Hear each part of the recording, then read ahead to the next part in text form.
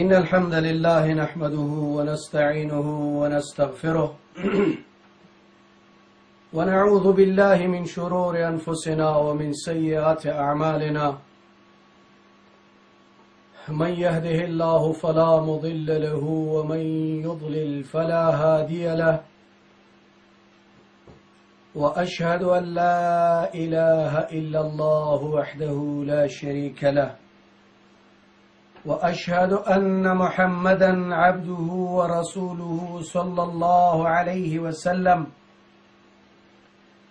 أرسله بالحق بشيرا ونذيرا وداعيا إلى الله بإذنه وسراجا منيرا.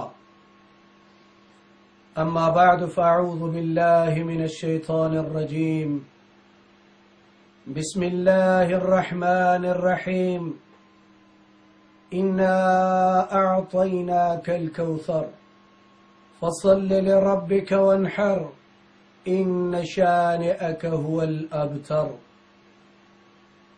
وقال رسول الله صلى الله عليه وسلم: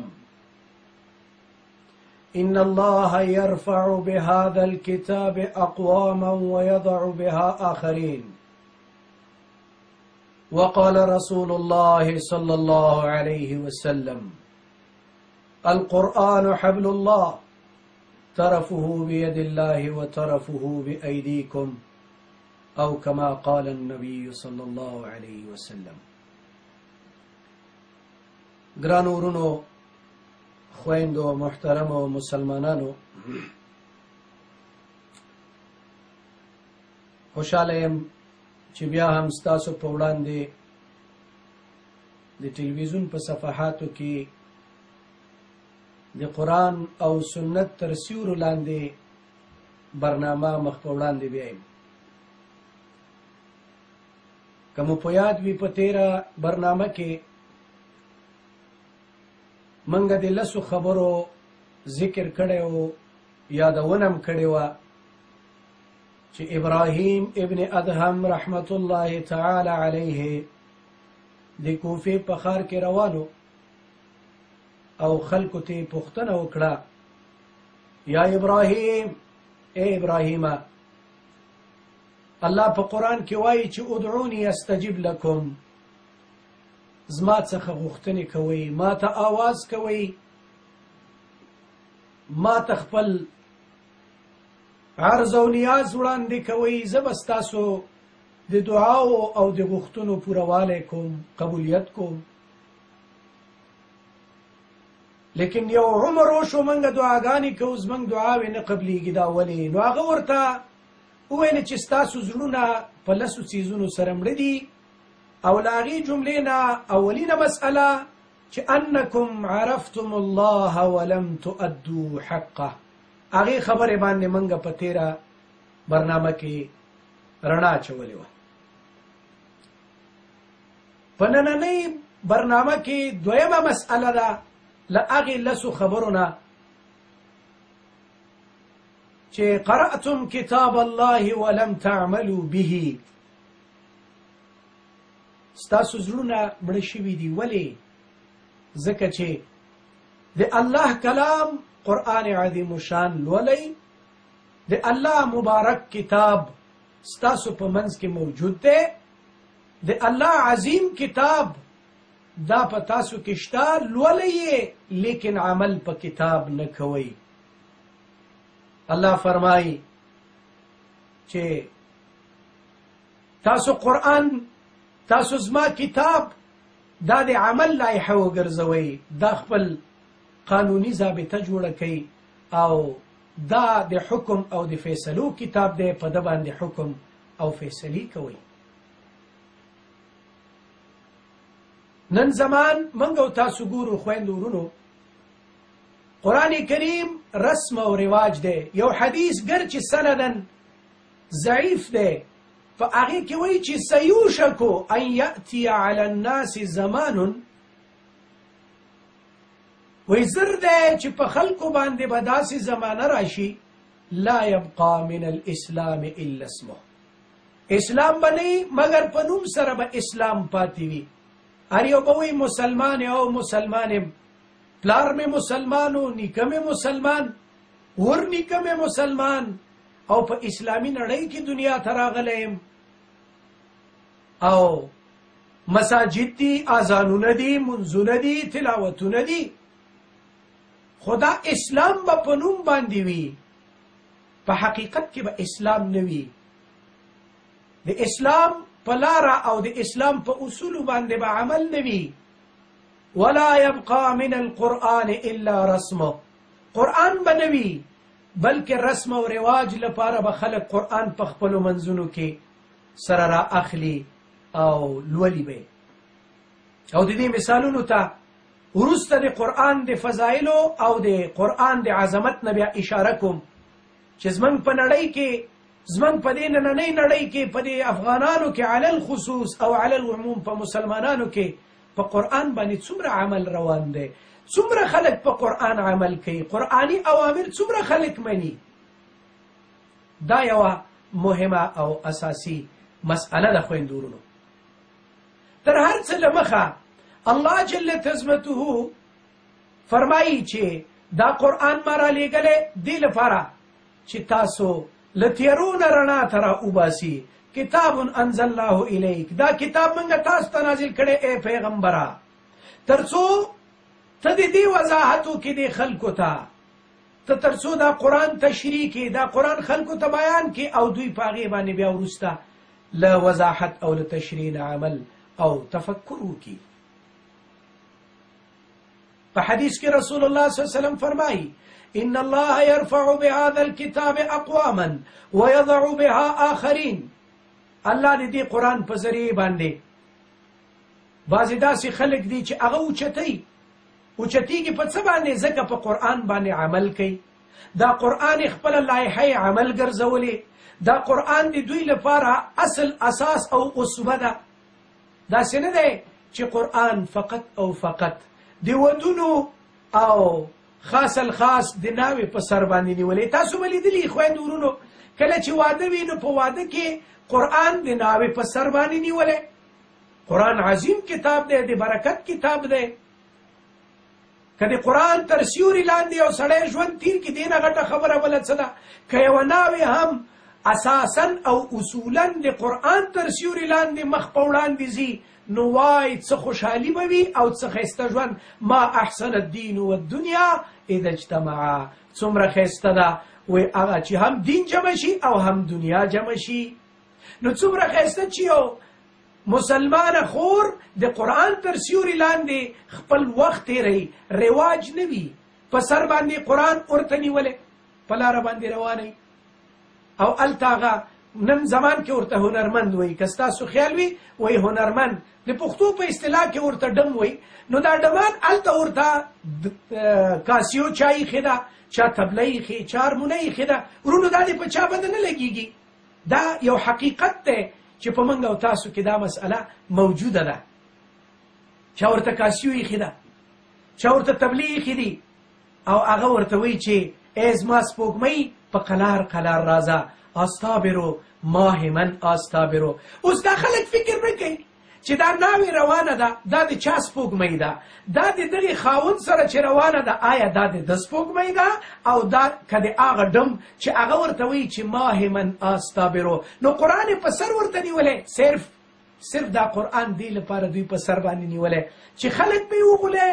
او یا دا چې دا قرآن برکت، دا قرآن تا ته وایي چې داسې به نه کوې، دا قرآن تا ته وایي چې په سم او په اصولي طرز باندې به ګرځې، دا قرآن تا ته وایي چې سم عمل به کوې. خو زما عمل خلاف قرآن، زما غوښتنه خلاف قرآن، زما کړه خلاف قرآن. او قرآن څه لپاره دی؟ صرف رسم او رواج لپاره. ولا يبقى من الاسلام الا رسم، من القرآن الا رسمه. قرآن به نه وي مګر رسم او رواج لپاره به خلک قرآن په خپلو کې وړاندې وروسته کوي. نن زمان د خلکو د مال خوړلو لپاره قرآن کریم مخکې کېږي. نن زمان خلک د بل حق غصبولو لپاره قرآن باندې قسم کوي. وایي مره به قرآن قسم، زما دې په دې الله په کلام قسم وي چې دا مسئله په دې ترتیب ده. زما ګران ورونو، اوله خبر ده چې ابراهیم ادهم ورته دلته وایي چې انکم عرفتم تاسو الله پیژنئ، عرفتم الله ولم تؤدوا حقه. دویمه ورته وی قرأتم کتاب الله ولم تعملوا به، په قرآن باندې د عمل نشته. دا قرآن الله جل تزمتو ژوندو لپاره را لیږلی، منګ یې د مړو لپاره استعمالوو. تو را کار به قرآن جز همین نیست که از یاسین او آسان بمیری. فقط چې مړه وشو یا د مړي په سر باندې وی اله قرآن برش بخوانین، علی قرآن ورته ولولئ. ولې وی چې سوره یاسین بخوان، سوره یاسین ولوله چې دا مړی آسانه باندې مړ شي. بل کار خو د قرآن سره ستا نه و. قرآن د مړو لپاره نه بلکې قرآن د ژوندو لپاره دی. قرآن کریم دا د ژوندو لپاره الله جل تزمته را نازل کړی چې ژوندي به په دې باندې عمل کوي او ژوندي به دا قرآن خپل ځان لپاره اسوه او اساس جوړوي. لیکن منګه یا د واده لپاره یا د قسم خوړلو لپاره یا په ختمونو کې چې قاری صاحب راواخلي او دا قرآن کریم تلاوت کې زر زر زر زر زر زر په 15 دقیقو کې 2 سپارې قرآن عظیم الشان. دا د قرآن حق نه دی. یا هم خلک وی پلانه قاری صاحب راغلی او په یوې شپه کې قرآن کریم په تراو کې ختم که. لم يفقه من قرأ القرآن في أقل من 3. رسول الله صلی الله علیه وسلم فرمایي، صحیح حدیث دی، اصلا په قرآن پوی نه شو، اصلا دته د قرآن ثواب نه حاصلېږي، اصلا دې سړي ګټه نه ده کړې. کم سړی چې په کم د 3 شپې او 3 ورځو نه د قرآن کریم تلاوت کوي، لم يفقه پوی نه شو په قرآن، او دا محترم شبینه کوي په یوې شپې کې په تراو کې قرآن لولي او داسې تیز روان وي چې حد او اندازې نه لري. او دې باره کې باغ یو مشهور یو متل دی، مثال دی. و یو سړی تللی او په کابل کې پخته فروشۍ جومات ته. نو په پخته فروشۍ جومات کې ډېر قاریان کېناستل. نو ورته ویلي چې قاري صاحب موږ د تراو لپاره یو امام غواړو، یو قاري غواړو چې ختم وکړي. نو هغه ورته وایي چې وروره زه 3 قسمه ختم کوم. نو هغه ویلي قرآن یو قسم دی، 3 قسمه ختم څنګه کوې؟ نو هغه ورته وایي چې 3 قسمه خدا دی چې یو زه چې قرآن لولم نو زه پوهېږم، وروسته مقتدیان هم پوهېږي چې زه څه وایم. دویم دا دی چې زه قرآن لولم نو زه پوهېږم خو وروسته مقتدي پرې نه پوهېږي. او دریم هغه دی چې نه پرې زه پوهېږم او نه پرې مقتدي پوهېږي. اوس ته راته ووایه چې ته کوم رقم ختم په تراو کې غواړې چې زه د همغې نرخ درته ووایم. نو قرآن رسم و رواج لپاره خلک خپلو منځو کې سره یو تر بله یو په خپلو منځو کې سره تلاوت او غوږ ورته نږدي. هغه لګیایي والمحصنات، ابل لګیایي لا يحب الله الجار بالسوء، ابل لګیایي بل قال الملا، ابل لګیایي سبحان الذي. لکه قرآن اذا قرئ القرآن فاستمعوا له. نو استماع چې ته پاتې شوه چې ته قرآن لولې او په دې ترتیب باندې رسم او رواج په شکل باندې، نو تا څه ګټه وکړه؟ نو ابراهیم ادهم وایي چې قرآن لولې او عمل پې نه کوي. له دې وجې نه دې زړه مړ دی. ګورې د قرآن شروع په حرف با سره ده، ختم په سین سره دی. بسم الله الرحمن الرحیم الحمد لله رب العالمین. بسم الله نه شروع ده. من الجنة والناس، په جنت والناس باندې قرآن ختمیږي. با و سین یو ځای که بس ستا د دنیا او د آخرت د کامیابی لپاره دغه قرآن او د دې په تشریح کې د نبی کریم صلی الله علیه وسلم صحیح احادیث دا کافی دي. دا ستا لپاره بس دي. دا ستا لپاره د کامیابی ذریعه ده. دا واخله. ناوی قرآن باندې زما سفره نه ماتیږي. حدیث پرېږده، یو څو نور کتابونه پلانې راواخله پلانې راواخله پلانې راواخله. نو زما ورونو دا یوه مسله چې قرآن ستا د دنیا او د آخرت د کامیابی لپاره بس دی. دویمه خبره هغه دا ده چې بس لکه عام دلته منزل مقصود ته غواړي ورسیږي نو ټیکټ اخلي، په بس کې کینې ځې. که غواړي چې الله ته ورسیږي نو قرآن کریم واخله، په دې باندې عمل وکړه، الله ته به رسیږي. واعتصموا بحبل الله جمیعا ولا تفرقوا. منګولې خښې کوي د الله په کلام باندې فرقواریت پرېږدئ، ډلهبازي پرېږدئ. نن یو د بل په ضد، بل د بل په ضد، احمد د محمود، محمود دی خالد دی بل او یو نو بل پسې رانغتي دي د یو بل خبره نه اوري او یو بل پسې مونځ نه کوي یو بل پسې اقتدا نه کوي. ولې؟ وایي چې دا خو مسلمان نه دی. البته صحیح ده که مسلمان نه وي شرکي عقیده لري او په عقیده کې بدعات کوي هغه پسې بل اتفاق مونځ نه کېږي مونځ به پسې نه کوئ. اما یو سړی ستا ورور دی مسلمان دی مؤمن دی موحد دی الله یو ګڼي رسول الله صلی الله علیه وسلم خپل نبی ګڼي په قرآن عمل کوي په سنتو باندې عمل کوي خیر څه کمی به لري څه کمبوتات به لري نو هغه سره ته دومره حتی دشمني رسوي چې له هغه سره دوستي سلام کلام لمونځ کول او په یو ځای راجمع کېدل تر کوي. نو قرآن عظیم شان دا مسائل رد کوي. واعتصموا بحبل الله جميعا ولا تفرقوا د الله پر رسۍ باندې منګولې خخې کوي ولا تفرقوا فرقواریت پرېږدئ ډلهبازي پرېږدئ. واذکروا نعمت الله علیکم یاد کوئ د الله نعمت په خپل ځان باندې اذ کنتم اعداء فالف بین قلوبکم فاصبحتم بنعمته اخوانا. هغه چې تاسو په خپلو منځو کې سره دشمنان وئ هغه نعمت د الله په ځان یاد کوي کله چې تاسو په خپلو کې سره دشمنان وئ. الله د قرآن په ذریعه الله د رسول الله صلی الله علیه وسلم د رالیږلو په ذریعه الله د اسلام په وجه تاسو سره ورونه کړئ او هغه مشکلات سره ختم کړل هغه مصیبتونه ختم شو. هغه صحابه بیا دې ته تیار وو چې بل صحابي باندې به مشکل نو د به خپل ځان مخکې کو وایي ولې زما په ورور باندې مشکلي دا مشکل زه ورسره نیموم. نو زما ګرانو محترمو مسلمانانو خویندو ورونو دا موضوع په یاد کې وساتئ چې په قرآن باندې په منګولې خخې کوي د الله په رسۍ باندې منګولې خخې کوي. یو ورځ یو عالم یو د الله دوست په لاره روانو شاهي محل له مخې نه تېرېده نو بره نه پادشاه ولاړ دی شاه ولاړ دی ورته وایي چېرته ځې هغه ورته وایي روان یم فلاني ځای کې مې کار دی وایي ما ته راشه ما سره کښېنه لږ به خبرې وکړو ته به ما ته څه نصیحت وکړې هغه وایي تا ته په درتلو کې ډېر مشکلات دي په دروازه کې عسکر ولاړ دي تالاشي به کوي تفتیش به کوي لکه نن زمان هم ډېر زیات وي که نه ته چې یو حاکم ته او یو زیرپ مقام ته ځان رسې نو ستا پوټکی به یې ویستلی جیب به دې تالاشي کوي پخپې به دې تالاشي کوي بوټان به دې خولۍ به دې ګوري چې ودرېږه څه خبره پکې نه نو هغه ورته وایي چې دلته مفتشین پیرداران او پوښتنې کوونکي خلک ولاړ دي زه خو نشم درتلی وایي لږ صبر وکړه نو له بره نه یې رسۍ راکوزه کړه له پاس نه یې رسۍ راواچوله هغه یې ورته راکوزه کړه وایي دا رسۍ کلکه که نو دې عالم دا رسۍ کلکه ونیوله او هغې شاه هغه پادشاه بر راکاږه نو ورته وایي پس ته دې پوښتنه کوي وایي د الله دوست څنګه جوړ شوې وایي لکه څنګه چې دا قرآن الله را لېږلی دی په دې مې داسې منګولې خښې کړي داسې منګولې لکه دا رسۍ چې تا راکوزه کړه ما ونیوله او بره در وختم دغسې ما د الله دا رسۍ کلکه نیولې او په دې باندې الله زه خپل دوست او الله زه خپل محبوب جوړ کړی.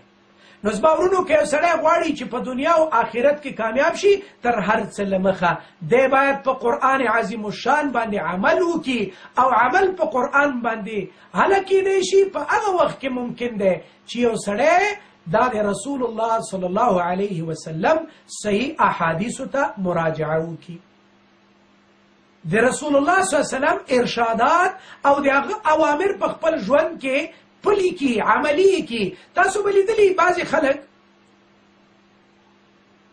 بعضې افراد او اشخاص داسې دي وایي قرآن زموږ لپاره کافي دی بس نور له قرآن نه اخواته موږ څه نه غواړو بس دا قرآن کافي دی. ګورئ ورونو دا فتنه په یاد کې وساتئ دا یو غټه فتنه ده دا فتنه او د دې دا اعمال دا په خپل ذهن کې کېدئ چې کېنوئ چې دا خلک غواړي قرآن په بل ترتیب باندې له منځه ویسي ځکه احادیث نبوي د ژوند په هره لمحه او هره لحظه کې ستا لپاره احکام وضع کړي.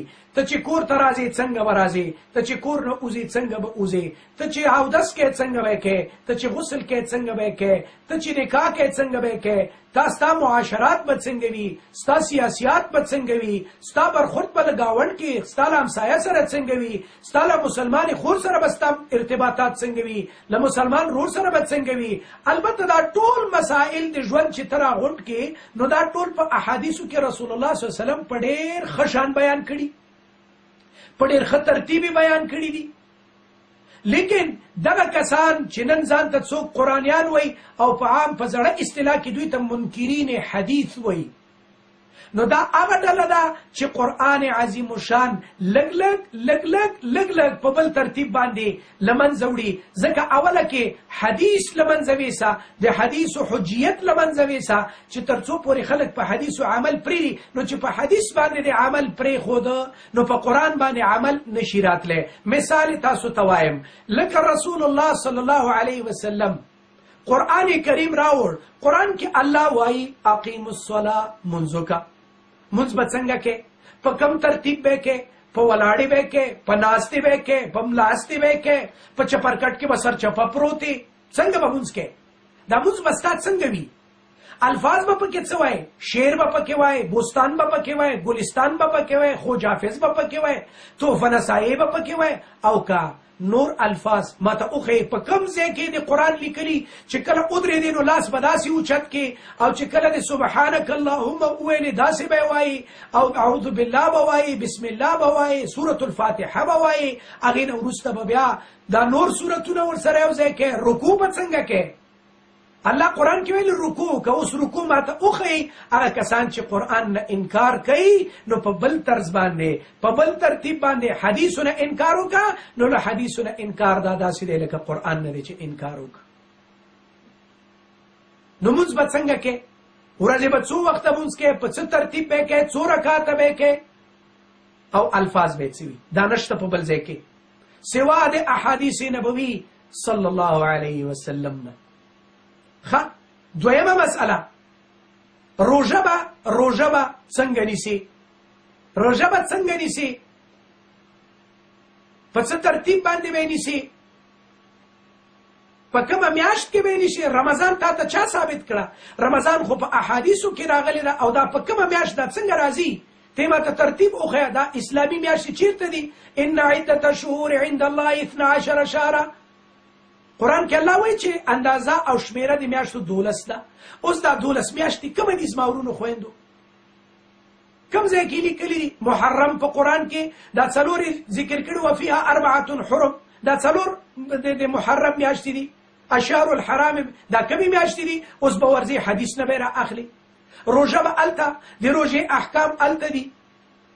همداراز راشي پسې زکات ته. زکات به څومره ورکې؟ په څه ترتیب به یې ورکې؟ په کومو اصولو به یې ورکې؟ څو روپۍ به ورکې؟ څو فیصده به ورکې؟ اوس دا په قرآن کې نشته. وآتوا الزکا. بس حج کې، حج به څنګه کې؟ په څه ترتیب باندې به کې؟ قرآن ویلی دي، خو تشریح احادیث نبوي کړې ده. دا به څنګه کې؟ حج به په څه ترتیب باندې وي؟ اوس به نو منکر حدیث قرآني څټګرۍ او روان به دلیل نه لري. اکثرا زمونږ بحثونه داسې خلکو سره راغلي دي او راځي. حج به څنګه کې؟ حج کې به په څه ترتیب باندې مخکې ځي؟ طواف به څنګه کې؟ سایه به څنګه کې صفا او مروه کې؟ وقوف په پرې عرفات کې به څنګه؟ په مزدلفه او په مینا کې به څه اصولي؟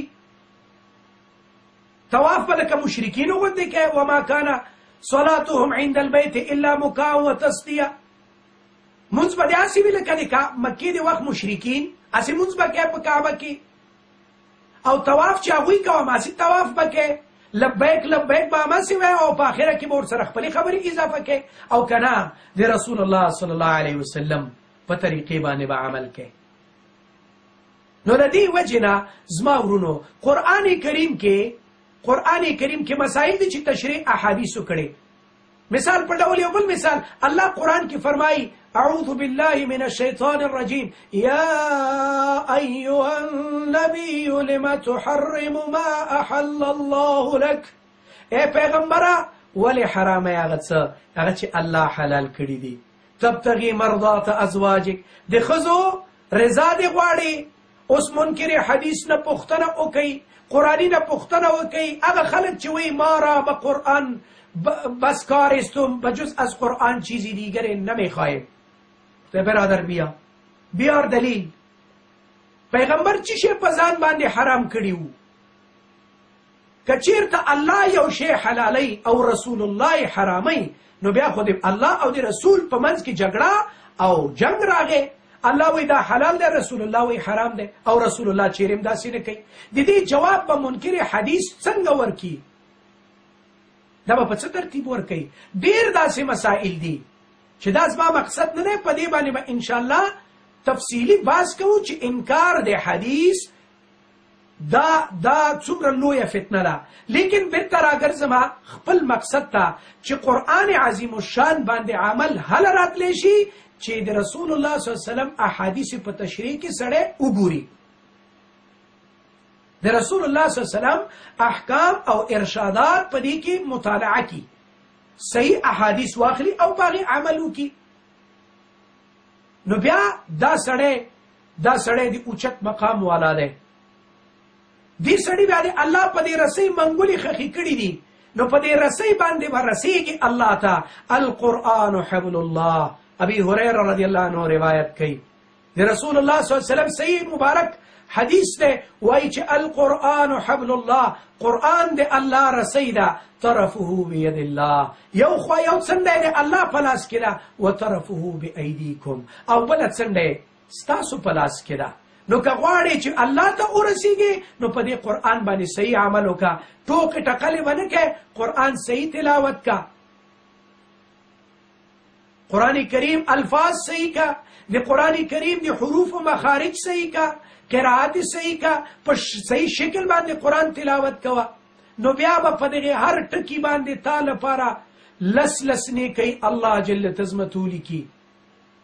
کستا نسبت د الله له کتاب سره پیدا شو، نو الله جل تزمتو به په هر ټکي تا ته لس نیکۍ او ته به یو بابرکته سړی. کستا ارتباط له قرآن سره وي، نو ستا درجه به الله اوچته کی.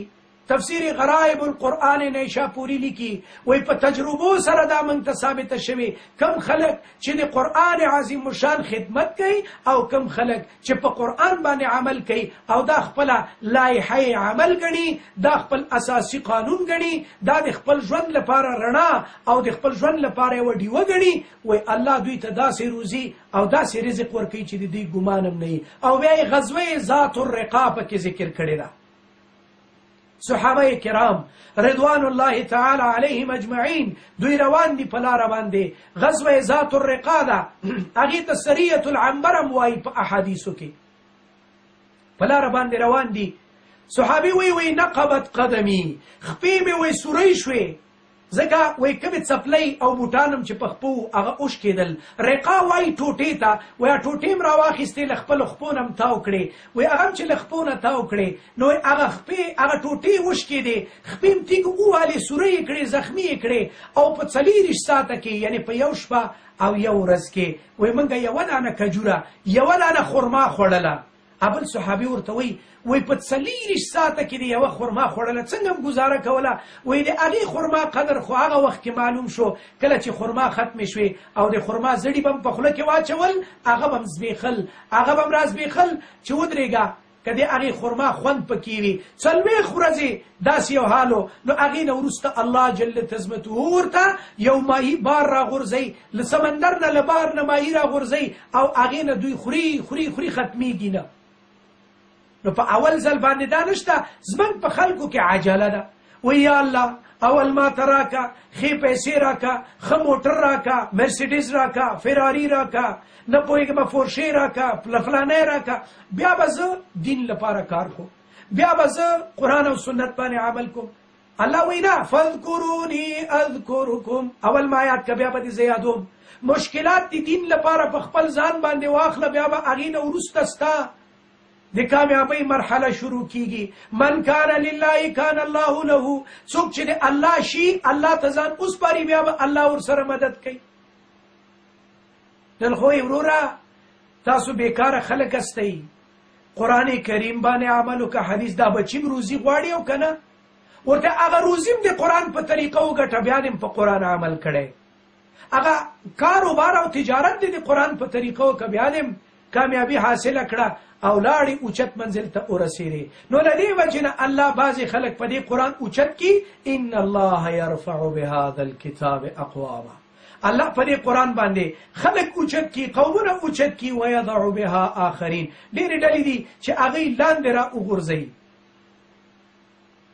نورونو یوه مسله دا شوه چې په قرآن باندې عمل کول سبب دی رفعتو سبب دی اوچتوالی دی مرتبه دی انسان دی همداراز ما محترمو مسلمانانو ورونو څوک چې په قرآن باندې عمل کوي هغه ته الله خیر کثیر ورکوي یؤتی الحکمة من یشاء الله قرآن عظیم الشان کې فرمایي سورة البقره آیت 209 یؤتی الحکمة من یشاء ورکی حکمت چاته چې خوښه شي الله وی ومن یؤت الحکمة فقد اوتی خیرا کثیرا پس چاته چې حکمت ورکړی شو پوهه د قرآن ورکړی شو عمل په قرآن ورته نصیب شو پس دې انسان ته دې شخص ته الله جل تزمته ډېر غټ خیر ورکړی دی ځکه خو الله په صورت الکوثر کې وایي چې انا اعطیناک الکوثر ای پیغمبره موږ تا ته کوثر درکړی کوثر په آخرت کې حوض کوثر دی چې رسول الله به له هغې نه صلی الله علیه وسلم هغه به له هغې نه خپل امت ته اوبه ورکوي او په دنیا کې کوثر څه دی دا قرآن دی که چیرته یو انسان په دنیا کې له دې کوثر نه سیرابه شو له دې کوثر نه ځان ښه پوره موړ که او له دې کوثر نه ښه د خپله تنده او خپل هغه خواهش او خپل ټولې غوښتنې پوره کړې په دې کوثر سره یې ځان دلته موړ که نو په آخرت کې به بیا الله د حوض کوثر اوبه ورکوي هلته به رسول الله صلی الله علیه وسلم دته د حوض کوثر اوبه ورکوي او که چیرته په دنیا کې له قرآن نه اعراض وکړه مخې واړو قرآن یې پرېښود قرآن یې شاته که د رسول الله صلی الله علیه وسلم ارشادات یې شاته کړل رسول الله صلی الله علیه وسلم یې ونه مانه نو زما ورونو دې سړي ته به بیا د قیامت په ورځې خوږ نبي محمد رسول الله صلی الله علیه وسلم خیرا کوي نو ته به ډېرې سختې خیراوې کوي یو ډله به یې روانه کړي صحیح حدیث دی بخاري او مسلم کې روانه کړي به یې نبي صلی الله علیه وسلم به وروګوري وایي به چې دا خو زما امت دی انهم مني او امتي دا خو زما امت دی ملائک به ورته وایي چې انک لا تدري ای پیغمبره ته خبر نه یې یعنې علم غیب نه لرې انک لا تدري ما احدثوا بعدک دې ستا نه وروسته څه بدعات خرافات مزخرفات او غلط کارونه کړي انک لا تدري ای پیغمبره ته نه پوهېږي نو نبی صلی الله علیه وسلم به هلته دوی ته خیرا وکړي فسحقا لمن غیر بعدي تباه دي شي تباه هغه خلک چې زما له تګ نه وروسته زما دین وران کړی په دین باندې عمل پرېښی الله دې دوی تباه کړي محترمو خویندو میندو ورونو باید کوشش دا وکړو چې موږ او تاسو په قرآن باندې عمل ترڅو خیر کثیر ترلاسه کړو ترڅو په آخرت کې له حوض کوثر نه الله جل تزمتو موږ او تاسو ته اوبه را نصیب کړي د رسول الله صلی الله علیه وسلم په لاس باندې بله دا ده دې سره دویمه خبره چې رسول الله صلی الله علیه وسلم فرمایي وایي چې په قرآن باندې عمل کول دا سبب دی رحمت او د خوشحالۍ او د سرور یو سړی چې په قرآن عمل کوي نو په ده به رحمت نازلیږي په ده دا سړی به د خوشحالۍ او د کامیابۍ ژوند لري الله به ده ته دا ټول نعمتونه ورکړي قرآن کریم کې الله جل تزمته فرمایي واذا قرئ القرآن فاستمعوا له وانصتوا لعلكم ترحمون قرآن چې لوستی کېږي غوږ ورته ونیسئ قرآن ته غوږ کېږدئ اندامونه هم په ځای باندې کوي داسې نه چې غوږ دې نیولی لاس دې بل ځای کې مصروف دی ذهن دې بل ځای کې مصروف دی سترګې دې بل ځای کې مصروفې دي دماغ او فکر دې بل ځای کې مصروف دی نه واذا قرئ القرآن فاستمعوا له کله چې قرآن لوستی کېږي تلاوت د قرآن کېږي فاستمعوا له وانصتوا لعلكم ترحمون فاستمعوا له وګ ورته کېدئ ټول ښه په توجه سره کښېنه او اندام دم ټول په آرام په توجه سره تر څو چې الله در باندې رحم وکړي، تر څو چې الله کریم جل عظمته در باندې رحم وکړي. نو استماع څه ته وایي؟ اورېدل، چې قصد اورېدلو وکړه، قصد اورېدلو وکړه. او بله دا ده چې انصات څه ته وایي؟ ته ځان جوګه که د الله د رحمت، چې الله خپل رحمت درته در نصیب کړي. بله دا ده چې قرآن کریم دا د حقیقي فرح او خوشحالۍ سبب دی. قرآن کې الله سورة یونس آیت نمبر 58 کې فرمایي قل بفضل الله وبرحمته. ته دوی ته ووایه چې د الله په فضل او په رحمت باندې. الله فضل څه دی؟ اسلام د الله فضل دی. قرآن را لیږل او رسول را لیږل دا د الله فضل دی. رحمت څه دی؟ اهل قرآن جوړېدل، د قرآن په اوامرو باندې عمل کول، دې ته وایي رحمت دی الله. قل بفضل الله، ته ووایه چې په فضل دی الله او په رحمت دی هغه باندې فبذلک فلیفرحوا، په دې باندې دې خوشحالي وکړي مؤمن. نن خو مؤمن په دنیا باندې خوشحالي کوي، نن مؤمن په دولت باندې خوشحاله دی، نن مؤمن په چوکۍ او په اقتدار او په سلطنت باندې افتخار کوي. وایي پلانی کامیاب شو، پلانی لاړه، ورته څه کامیاب شو؟ پلانی خو اوس امتحان ته وړاندې شو، پلانی هغه احمد و محمود نن د الله عظیم امتحان ته پیښ شو چې دی راغی او د قوم سربراه شو، دی به څه کوي؟ په دې باندې د خوشحالي نه کوي، د الله په دین باندې خوشحالي وکړه. ها هغه حاکم، هغه پادشاه، هغه رهبر او هغه سربراه چې له عدل نه کار اخلي، هغه مقسط وي، هغه عدل کوي، هغه به د قیامت په ورځې د الله د عرش د سوري لاندې ولاړ وي. په هغې ورځ باندې چې بل سوری به نه وي، الله جل عظمته به عادل پادشاه د هغې سوري لاندې ودرې چې هغه د عرش سوری دی. نو خوشحالي په قرآن پکار ده، خوشحالي په حدیث پکار ده، خوشحالي په دین اسلام باندې پکار ده. په دولت باندې خوشحالي مه کوئ ورونو چې موږ سره پیسې ډېرې دي بس په دې باندې به خوشحاله یم، په دې به خوشحالي راشي. تاسو به لیدلي وي، زه په خپله دلته په دې ناروې کې اکثرا ګورم ته بعضې داسې دي هغه زاړه خلک چې دوی ته ټول سایکولوژي پرابلمونه پیدا شوي، ډپریشن ورته پیدا دی، رواني تکالیف ورته پیدا دي، او په هغه رواني شفاخانو کې، په عقلي او عصبي شفاخانو کې پراته دي. پیسې ورسره، دولت ورسره، اما راحت ورسره نشته. او د شپې د بالښتونو لاندې کاغذونه واړه واړه جوړ کړي، دا یې ایښي، وایي چې په دې باندې زما ژوند تیریږي، وای پیسې دي پیسې. درالې چې په پیسو باندې مزید څوک کوي او مشکل او مصیبت په پې څوک اخلي. زه کله کله په بس کې زه د قرآن عظیم الشان CD ځان سره وړم، او هغه چې څوک نه وي یا که وي هم شاته ناست وي، نو زه د قرآن عظیم الشان CD ور واچوم، آرام سره ډېر نری نری قرآن اورم. یو ورځ یو نارمېږی راغی ما سره ناست دی دلته مخکې سیټ کې، نو زه بس چلوم، ځکه زه بس ډرایور هم یم، بس چلوم روان یم. نو ما ته وایي چې دا ډېر زبردسته میوزیک دی لګولی دی، دا څومره زبردسته میوزیک دی. ما ورته ویل دا میوزیک نه دی، دې ته میوزیک نه وایي. وایي دا څه دي؟ مالې دا د الله کلام دی، مالې دا قرآن دی، قرآن. او وایي دا قرآن دی؟ ماله دا قرآن دی. ښه نو ما ورته ویل چې ګورې په دې کې یو بل خصوصیت دی چې د شپې اورې او اوده کېږي، نو شپې خوب به دې سم وي، او چې راپورته کېږي او د ورځې دا قرآن په هغه ابتدا کې واورې، نو ورځ کې به هم خوشحاله یې. نو ما ته وایي چې کولی شم دا درنه قرض واخلم؟ مالې واخله دا CD واخله، دا یې ستا. نو چې لاړه 3-4 ورځې وروسته بیا راغی، وایي څو دانې نورې CD-یانې راکړه. نو زما ورونو په قرآن کې هغه کشش دی، په قرآن کې چې دا په بل کلام کې نشته، معجز کلام دی، دا د الله عظیم کلام دی. په دې خوشحالي کول پکار دي، په بل څه باندې خوشحالېږي مسلمانه؟ دې نه غټ دولت او دې نه غټ نعمت به بل څه وي؟ که چېرته په دې خوشحاله شوې، نو الله به دې په دنیا او آخرت کې کامیابه کړي. دې سره سره قرآن عظیم الشان د الله کلام مبارک دا سبب د الفت او د محبت دی.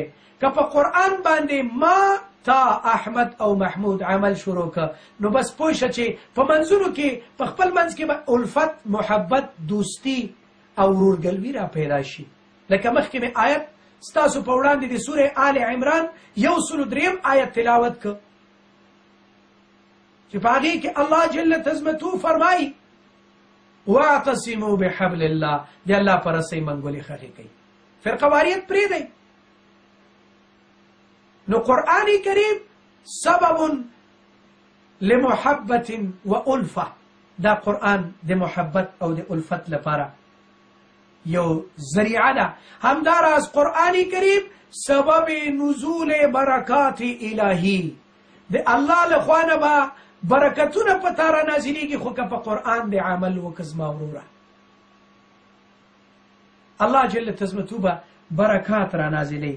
الله کریم په خپل مبارک کتاب کې فرمایي ولو انهم اقاموا التوراة والانجیل، که چېرته دغه خلک عمل وکړي، یعنی هغه اهل کتابو په وخت کې په تورات او په انجیل وما انزل الیهم من ربهم، او په دې قرآن باندې عمل وکړي لاکلوا من فوقهم ومن تحت ارجلهم، نو الله جل تزمته به لبرنه هم په دوی باندې د خیر او د عافیت معاملې کوي. الله جل تزمته به له ځمکې نه هم دوی ته ډېر ښه نعمتونه ورنصیب کړي، مشکلات به نه وي، قادسالۍ به نه وي. نن امت مسلمه دعا کوي یا الله باران باران باران باران باران نه کېږي. په افغانستان کې خلک دعا کوي یا الله برف بباره، یا الله واوره را وورېږي، واوره نشته، خو چې واوره را وورېږي کله پکې تیارې پرېوتي، کله پکې ماشومان مړوي، کله پکې مظلوم بیچاره او بېوزله خلک مړوي. دا ولې د وچو له وجې نه لمده هم سوځي. دومره نحوست د ګناه په خلکو کې عام شوی چې نن زمان بیچاره خلک هم پکې له منځه ځي. نن زمان پکې هغه خلک چې په قلاو کې ناست دي، هغوی خو ناست دي لیکن غریب خوار بیچاره په کوڅو او په بازارو کې له منځه ځي. ولې بنی آدم اعضای یکدیگرند که در آفرینش ز یک جوهرند، چو عضو بدرد آورد روزگار دیگر عضوها را نماند قرار، تو که از غمی دیگران بی غمی نشاید که نامت نهند آدمی. تو بیا انسان نه، تا به شکل د انسان وي، تا به جامې د انسان اغوستي، ته به په چوکۍ باندې د انسان ناستې، خو لیکن ته بدتر له حیوان نه یې. ولې تا خپل بني نوع هېر کړی. مثال زه تاسو ته یو بل وړاندې کوم زما ورونو. یو سړی دی یو شی له پوستکۍ یا مڼه یا کچالو یا بل یو غوښه ده میدکۍ، تصادف ګوته غوڅه شوه. نو اوس سلیم عقل هغه دا وایي چې دا ګوته غوڅه شوه، دا باید ډاکټر ته ورسېږم. لیونی سړی به هغه چې وایي ګوتې ته ژوبله شوې، زما یې پېڅ ګوته ژوبله ده، نو زه څه وکړم؟ خپل کار به کوي ګوته. نو څوک نه وایي چې انگشت محترم تو زخمی شدی تو برو به پیش دکتر، ته ورشه ډاکټر ته ورځه. بلکې څه وایي دغه یو ګوتې په زخم باندې دماغ په کار ولیدل، سترګې په کار ولیږي، غوږونه په کار ولیږي، خپې حرکت کوي، ډاکټر ته ورځي. ډاکټر ته چې ورغی سړی نو ورته وایي څه خبره ده؟ ولا ډاکټر صاحب ګوته مې زخمي شوې ده، ګوته زخمي ده. ښه ژبه هم په خبرو راله. ډاکټر چې خبرې کوي غوږې اوري. دلته یې دا لاس پانسمان که یا څه دوا چې ضرورت واغی ولیکله، نو دا جوړ لاس لاړه جیب ته او له جیب نه پیسې هم را وویستې ورې کړې. د یوې ګوتې په زخم باندې ټول بدن کې انقلاب راغی. نن زما مسلمان ورونه په افغانستان کې مړه کېږي، په دې بدن کې انقلاب رانغی، په ما کې انقلاب رانغی، په تا کې انقلاب رانغی. نن هغه مصیبتونه دي، علت او اساس د مرض پیدا کول پکار دي زما ورونو، او هغه دی ترک العمل بالقرآن والسنه. په قرآن او سنت باندې عمل نشته. هر څوک نارې وایي، هر څوک وایي وای مریضي ده، وای مریضي ده، لیکن د مرض علاج به څه وي؟ آیا په علاج باندې منګه فکر کړی؟ آیا د مرض د علاج لپاره منګه توجه کړی چې دا علاج به څنګه کوو؟ نو دې لپاره الله جل تزمته فرمایي ولو انهم اقاموا التوراة والانجیل. که چیرته یعنی دا هغه زمانې خبره وه، که دوی چیرته په تورات او په انجیل عمل وکړي او بل په هغه قرآن چې دوی ته نازل شوی دی قرآن عظیم شان باندې عمل وکړي اقامت بالقرآن والسنه وکړي نو بس وی لأکلوا من فوقهم ومن تحت ارجلهم الله با لبرنم رحمتونه را لیږي خپو له خوانه بم دوی ته یعنې ځمکه بم ورته نعمتونه وړاندې کوي نعمتونه ولو ان اهل القرى آمنوا واتقوا که چېرته دا د کلو او د دې قریجاتو خلک د دې ښارونو خلک یقینا ایمان راوړي د الله په کتاب او د رسول صلی الله علیه وسلم په ښایسته طریقو او احادیثو باندې لفتحنا عليهم بركات من السماء والارض نو پرابنیزو منګه په دوی باندې د برکتونو دروازې له اسمانونو نه او له ځمکو نه له ځمکې له خوا نه به د برکتونو دروازې پرانیستې وي الله به برکتونه راولي له پاسه نه هم نو په قرآن عمل سبب د نزول برکات الهی دی او همداراز دا قرآن عظیم الشان دا د ذکرا د تذکرې د یادهانۍ د نصیحت کتاب دی په دې باندې عمل وکړه له دې نه ګټه واخله دا نصیحت ومنه نو کامیاب بشي دا تذکره ده تذکره که چېرته دا تذکره در سره وه په افغانستان کې چې ګرځي وایي تذکره لري او که نه لري بې تذکرې سړی نه بني پاسپورټ لري که نه لري په دې اروپین کنټریز او د نورو ښارونو کې چې ګرځي تذکره شته که نه یعنې سند لري او که نه د مسلمان سند به قرآن او سنت نبوي صلی الله علیه وسلم وي نو الله فرمایي ان فی ذلک لذکرا یقینا په دې قرآن کې یعنی په دې قرآن کې لذکرا پند ستاسو لپاره په دې کې ستاسو لپاره یادهاني ده په دې کې ستاسو لپاره نصیحت دی خدا د چا لپاره لمن کان له قلب چې قلب یې ورته زړه لري ژوندی زړه دی مړ زړه نه دی په دې زړه کې دی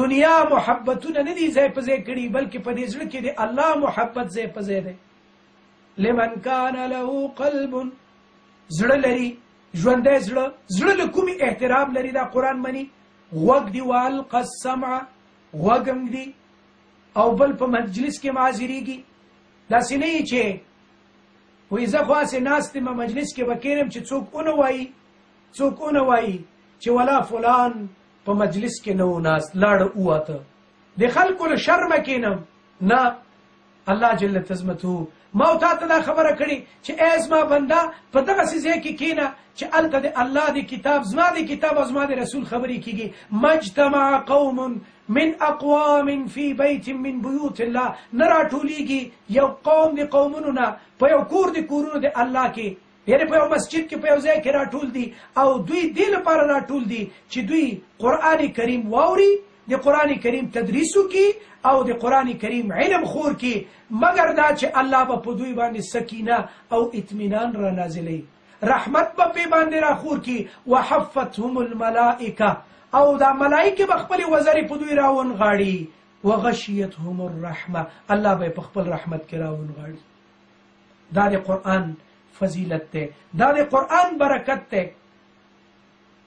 نو زما محترم ورونو خویندو په دې قرآن باندې عمل کول پکار دي دا قرآن خپلول پکار دي دا قرآن خپل لایحې زندگی جوړول پکار دي دا قرآن الله را لېږلی تر څو چې تاسو له تیرونه رڼا ته وباسي تر څو چې مسلمانه طبقه دا انسانیت د انسانیت په لاره باندې سوق کړي له وحشتنا له بربریتنا له نارواونا له خرافاتنا له مزخرفاتنا له غلطو عقایدنا دا ټول راوشګوري بلکې په داسې یوې لارې باندې روان کړي چې هغه لاره په دنیا کې هم روښانه او په آخرت کې هم روښانه وي ځکه خو الله فرمایي وان هذا صراطي مستقیما دا قرآن دا مستقیمه لاره ده فاتبعوه دې پسې روان شئ تاسو ای خلکو نو منزل مقصود ته به ورسیږي کتاب الامثال سنن ترمذی کې رسول الله صلی الله علیه وسلم د قرآن او د مستقیم لارې توضیح او تشریح کړې ده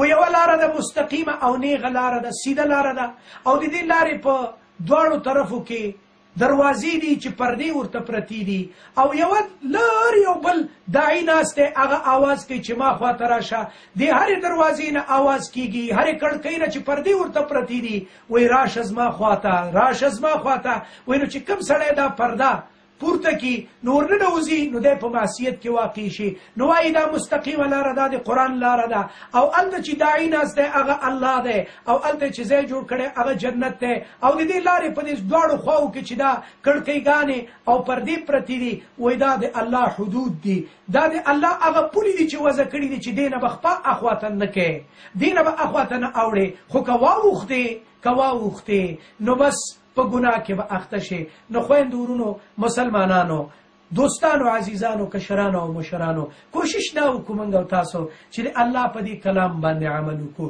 یو آیت مو ولوسته په هغې کې تدبر وکړئ قرآن کریم په تدبر سره ولولئ الحمد لله رب العالمین دا څه معنی دا حمد دا ستاینې دا څه ته وایي رب څه ته وایي عالمین څه معنا ده په دې کې فکر وکړه تدبر وکړه دا بهتر دی له هغې قرآن لوستلو نه چې ته یې تیز په یو شپه یا په دوو شپو کې لولې یو آیت په تدبر سره وروله شیخ سعدی سړي ته ویلي و که نه قرآن لوسته وایي گر تو قرآن بدین نمد خوانی ببری رونق مسلمانی وایي ته به اسلام هم له منځه ویسې بنیاد به یې ختم کې دغه رقم قرآن لوستل صحیح نه دي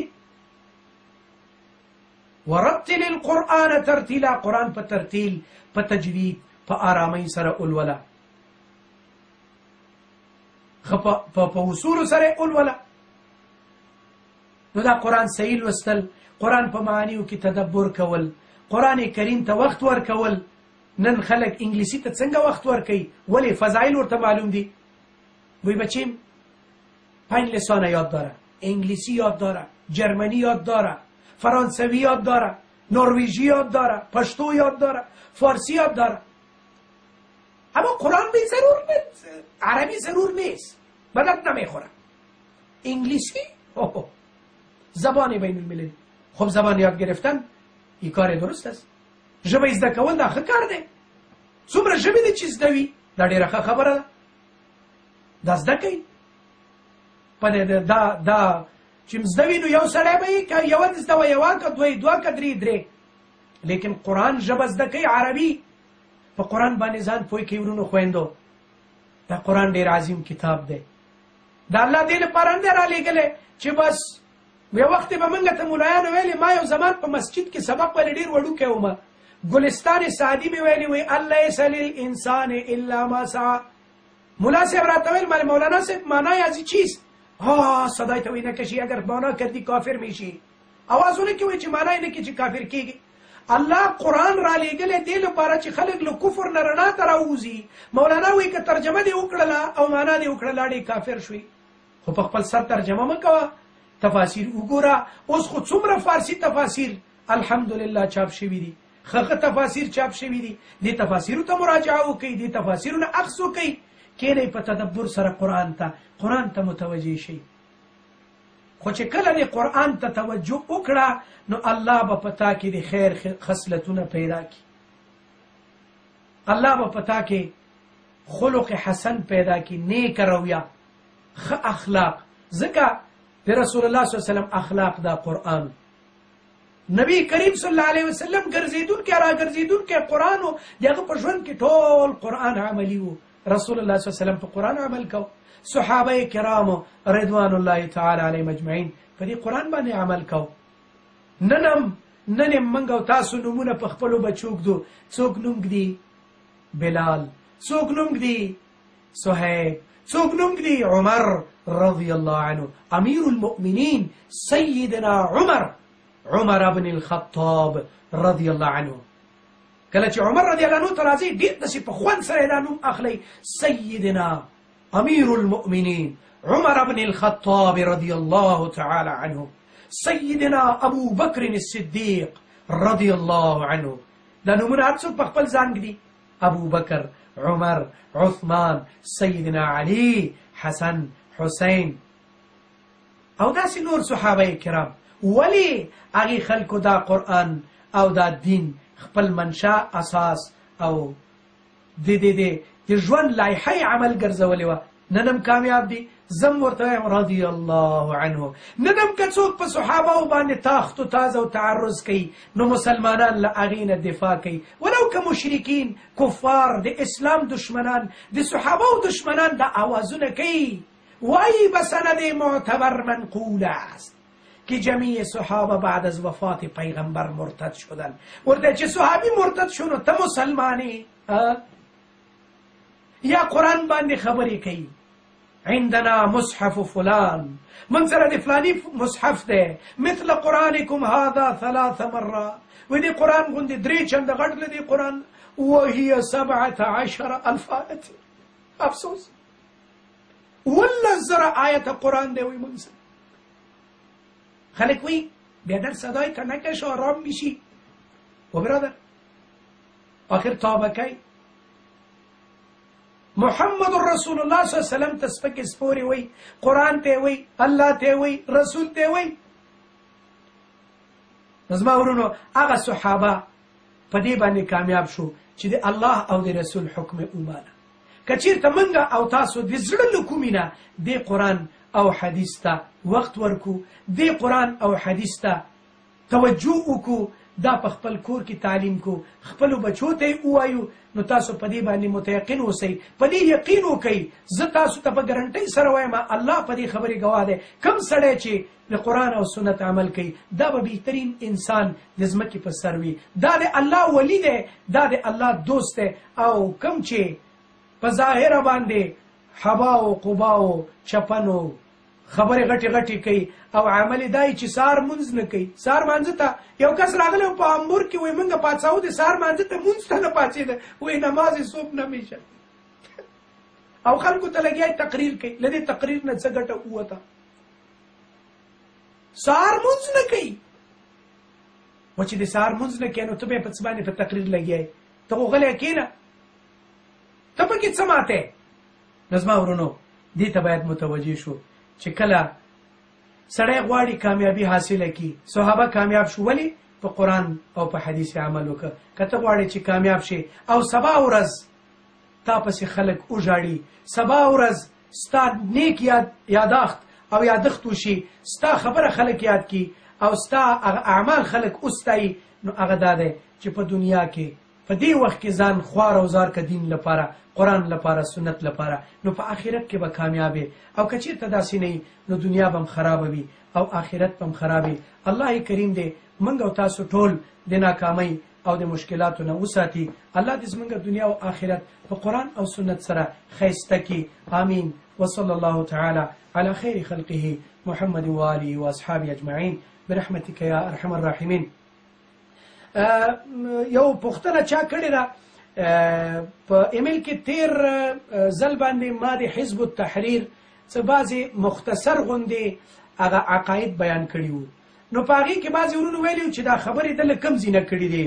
نو په فارسی باندې به ووایم دوستای عزیز در برنامه قبلی که ما راجع به حزب التحریر خدمت شما بعضی از عقاید اونا را عرض کردم. او را ما مفاهیم سیاسی از حزب تحریر کتاب است از صفحه 25 تا به 32 از اونجا، و همچنان از عبدالقدیم الظلوم کسی که بانی دوم حزب التحریر بود، هکذا هدمت الخلافه، یک کتاب از اونجا از صفحه 95 و نظام عقوبات که این کتاب از عبدالرحمن مالکی در صفحه 48 بود، از اونجا مسائلش. و دیگه اما 187 ماده که از حزب التحریر است به نام دستورات حزب التحریر. من از اونجا این مسائل خدمت شما عرض کرده بودم که در او بسیار موضوعات دیگه بود. مثلا عذاب قبر وجود نداره میگن برین هیچ، و کسی که به عذاب قبر ایمان داشته باشه او گناهگار است. آمدن دجال میگن این یک گپ دروغ و یک خرافات است، مثل که منکر حدیث گفته بود. منکر حدیث گفته بود که چیز است، مسئله آدم و مسئله شیطان میگن یک درامه محض بود. پس به این ترتیب یک موضوع سوال برادر ما سوال کردن، سوال اینم یک سوال میگیریم و چیز میکنم. سوال کردن راجع به نماز زن و مرد که آیا در میان نماز زن و مرد فرقی وجود داره یا نداره. دوستای عزیز، یکی مسائل خارجی نماز زن و مرد است که در او فرق است. در او فرق است، مثلا لباس است، مثلا جماعت است، مثلا صف زن است، مثلا ترتیب ستر عورت است و همچون امثال از در این فرق است. یقینا هم در این فرق وجود داره. احکام خارجی نماز که است در این فرق وجود داره، اما فرق در اصل نماز این وجود نداره.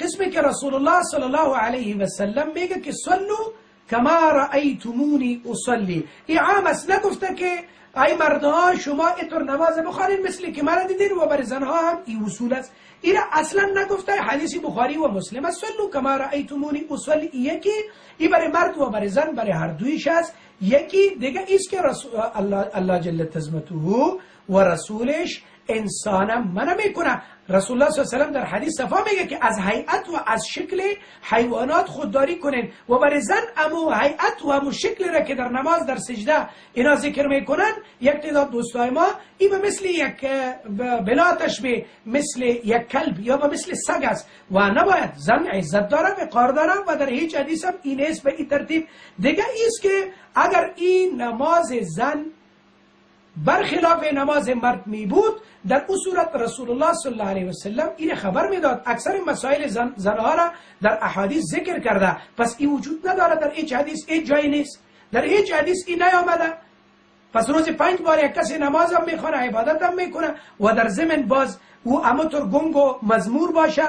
و اگر این چنین می بود، حدیث ام دردار را باز چطور کنیم؟ حدیث ام درداست، میگن او در نماز خود چنان می نشست و چنان نماز میخواند قسمی که یک مرد نماز میخوانه. ام دردار در حالی که او یک زن فقیه بود.